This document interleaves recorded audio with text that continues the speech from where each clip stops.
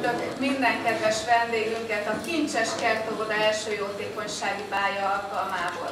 Szeretném elmondani, hogy a báli bevételből az óvoda udvari játékait szeretnénk bővíteni, szeretnénk felújítani. Valószínű, hogy első körben az óvoda homokozója kerül sorral, szeretnénk kivenni az összes homokot, lányok vidámakat hátul. Új perömet szeretnénk készíteni, neki friss homokkal megtölteni, és szeretnénk takarófóliát, valamint a régi játékokat szeretnénk lecsiszolni és újra festeni. Valószínű, hogy most így első körben ennyi fog sikerülni, de én úgy gondolom, hogy én szeretném elmondani nektek, hogy az est folyamán fantasztikus műsorok lesznek. Mindjárt vacsora előtt egy nagyon kedves kolléganőm fog felnőtteknek szóló történetet, mesét mondani, mert mi nem csak gyerekeknek szoktunk mesélni, hanem egymásnak is. Ének. Az a címe, hogy Fösvény legény házasodik. Hát mert az nem volt. Tudjátok, kedveskéim, volt ám a mi falunkban egy gazdag legény, de ez olyan fösvény volt, hogy ugyan meg nem akart volna házasodni. Mert mit gondoltok, hát készi az asszony a vagyonából, azt mi lesz véle? Hiába mondta neki apja, anyja, hogy házasodjál már meg. Ugyan nem. Ott jött a faluba egy olyan leány is, aki igaz, hogy szegény volt, igen, neves kis leány volt. Csak úgy ringatózott a csípeje neki, mikor ment az utcán. Szoknyája meg ringott. Ennek igen megtetszett az a legény. Na, gondolt egyet a furfangos eszívó. Itt megy el minden nap, mi előttünk. No, majd én akkor most kihajlok az ablakon. Kihajlok az ablakon. Aztán csak úgy szívogatta befelé a levegőn. Jó nagyokat szippangatott belőle. Hát megy erre ez a Péter, mert hát ez nem volt olyan nagy. Péter. Hát te asszony, hát mi dolog ez? Hát azt mondtad, hogy neked nem kell lenni való levegővel is még itt. Én nem tudom, Péter, mi történt. Én nem tudom, mit csináltál velem az éjjel. De az biztos, hogy hiába szipogatom befele a levegőt. Hát az mindegyre ott alló kimegyem belőlem. Hát valami történt én velem. Úgyhogy én már nem élek meg. Étel nélkül. Hát aztán a Péter belegondolt. Hát hogy tényleg az éjjel valami kilukadott. Most aztán akkor már kifollik az összes levegő. Nincs mese, el kell tartani az asszony étellel is.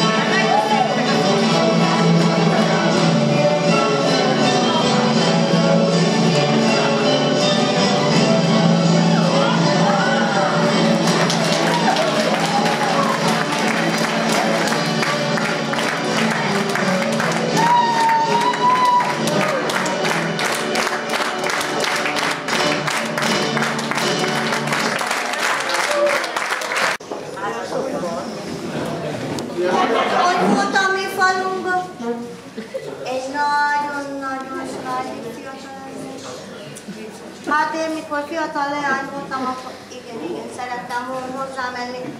De hát a Julis vette, mégis jártam vele, mert mikor megszületett a leánya, rögtön a Julis lehúzta a szemeit. Ha nevelgette ezt a leány, szép volt. Csak egy nagy hibája volt neki ilyet, hogy az a szőrös bundás hiányzott a lábok közé. Ez olyan szomorú volt segíteni. Bizony egy megén csilért át a jaj, mi leszem vele? Már szegény ember olyan betege volt a dolog, hogy az órát már a földig rúgatta. Akkor aztán már a varjak is megsajnálták az emberfát, mert mindig ott ültek, mint valami okos értelmiségi. Hát aztán mondták neki, menjen már el a Kalári nénémhez, van annak mindenféle bajra orvosság. Akkor közé kapta a láb, hogy azt elhagyott a Kalári nénémhez a szomszéd faluba. Hát aztán bement hozzá, de az már mindent tudott, mert a varjak olyan pletykások, mint a férfi emberök, ha bár nem ismerik. Hát aztán kinyitott Ambrus ajtót, mondta. Na gyere Ambrus, nézd körül! Nyugodtatám a szemeit. Hát ott voltak fölakadva sorba egymás után. Hát barna is, vörös is, zöldke is, szöször is, bodor is, fekete is. No Ambrus, melyiket? A Kalári néném, hát maga jobban tudja, hogy melyik no, ne félj, adok én neked mindegyikül egy tucattal. No akkor, beletöltöm egy tucat, mindegyik papírstanítva. De jól figyelj, kéne nyíld a stanitlidat addig még haza nem értek, mert ezek igen karmos csapák. Ambrus sietett örömben hazafelé. Na most már jó lesz, ma az ő leánykájuk sem maradt pár távol. Hanem, megpihentek úszva alatt. Erős eltette a kíváncsiság. Csak kinyitotta az acskót. Na csak az kellett. Abban a minutában mind fönn voltak az eperfák. Ott megkapasztottak, úgy tudottak lefelé Ambrusra. Mit csináljuk? Hát mit csinál a férfi ember, mikor nagyon nervusú vagy, nagyon mérget, elővette a pipáját, azt megtömte jó büdös hazai dohányot. Na, aztán rögtön visszaszálltok a stanyicliba. Nem még aztán összecsukta az acskót, ment haza. Odaadta a leánykáját. Na leányom, ezt hoztam neked a Kalári néném. Na jó, szétterjesztette aztán. Szépen mézes pálinkával megkenegette, jó van. Na, hamar mire ment jöttek ám a legények. Egyik és másik, és adták a kilincset egymásnak, mert hát köztük legyen szóval olyan, nem volt így természetű. Aztán kezdődhetett az egyfelvonásos jelenet mindig, amikor jöttek. Hát még a kutya is berekelt.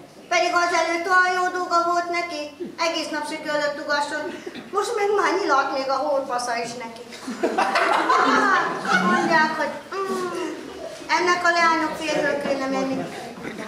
Úgy vezetünk a dologba, hogy azt mondja, ő bizony nem megy félről, csak ahhoz, akinek kettő is vagyok. Ilyet aztán még a világ se látott, ilyen bolondságot. Hát a faluban volt egy fiatal ember, annak igen tetszett ez a leány. Aztán kigondolta, hogy na hogyan szerezzelék magának.